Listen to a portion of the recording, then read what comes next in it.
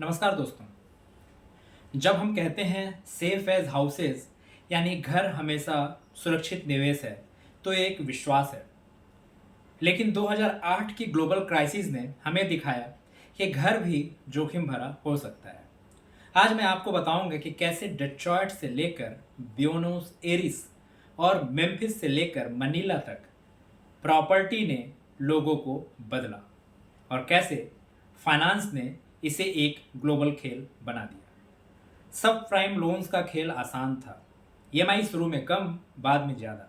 लोगों को लगा कि वे जीत गए, लेकिन तीसरे साल इंटरेस्ट रेट इतना बढ़ा कि घर ईएमआई मशीन बन गया। डेट्रॉयट, मेम्फिस जैसे शहर फोरक्लोजर कैपिटल बन गए। एक सर्वे कहता है कि 2007 तक हर 4 में से एक हाउस होल्ड फोरक्लोजर की चपेट में था और ये वेव फैलते फैलते न्यूयॉर्क से लेकर लंदन तक बैंकिंग कोलैप्स में बदल गई।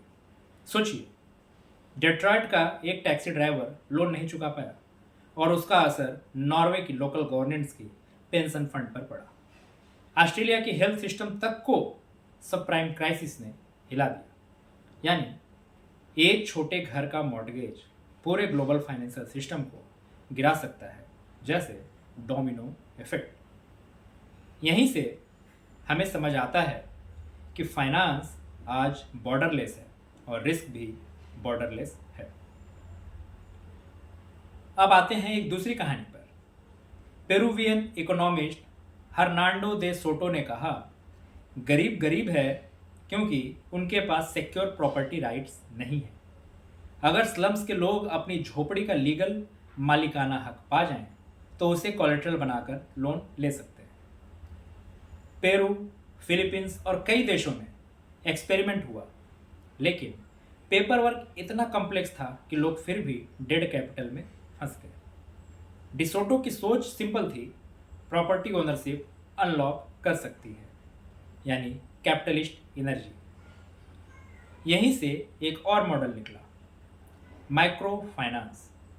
बोलिविया की बेट्टी फ्लोर्स और बांग्लादेश के मोहम्मद यूनिस जैसे लोगों ने दिखाया कि छोटे लोन्स, खासकर महिलाओं को देकर पूरा कम्युनिटी बदला जा सकता है। $200 का लोन एक औरत को लाइव स्टॉक खरीदने देता है, वो बेचकर बच्चों की पढ़ाई करवाती है। बिना कोलेट्रल के ट्रस्ट और कम्युनिटी अकाउंटेबिलिटी से रीपेमेंट होता है। ये मॉडल इतना सफल हुआ कि नोबेल प्राइज़ तक मिला।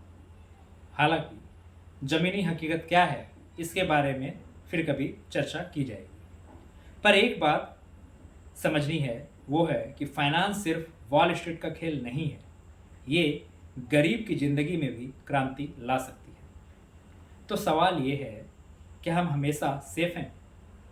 नहीं। हाउस प्राइसेस ऊपर भी जाते हैं, नीचे भी। ग्लासगो से लेकर बुएनस एरिस तक जब बबल फूटता है, तो हाउसेस एक इलिक्विड एसेट साबित होता है, जिसे बेचना मुश्किल हो जाता है। और असली चैलेंज ये है कि हम मान बैठे थे कि घर ही प्रॉस्पेरिटी की कुंजी है, लेकिन सच ये है कि प्रॉपर्टी ओनरशिप हमेशा ग्रोथ की गारंटी नहीं देता। दोस्तों, सब प्राइम क्राइसिस और ग्लोबल एक्सपेरिमेंट्स से 3 बड़े सबक मिलते हैं। प्रॉपर्टी राइट्स जरूरी है, लेकिन अकेले काफ़ी नहीं है। फाइनेंस अगर सही से रेगुलेट ना हो, तो घर जैसी सिंपल चीज़ भी ग्लोबल खतरा बन सकती है। साथ ही गरीबी का हल वॉल स्ट्रीट में नहीं छुपा है, बल्कि छोटे लोकल सॉल्यूशंस में छुपा है, जैसे माइक्रो फाइनेंस।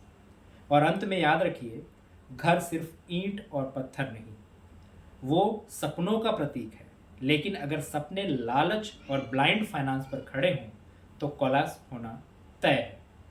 हमें चाहिए सस्टेनेबल बैलेंस, अकाउंटेबिलिटी और इंसान केंद्रित फाइनेंस। मिलेंगे अपने अगले एपिसोड में किसी अन्य घटना के साथ। तब तक के लिए अलविदा।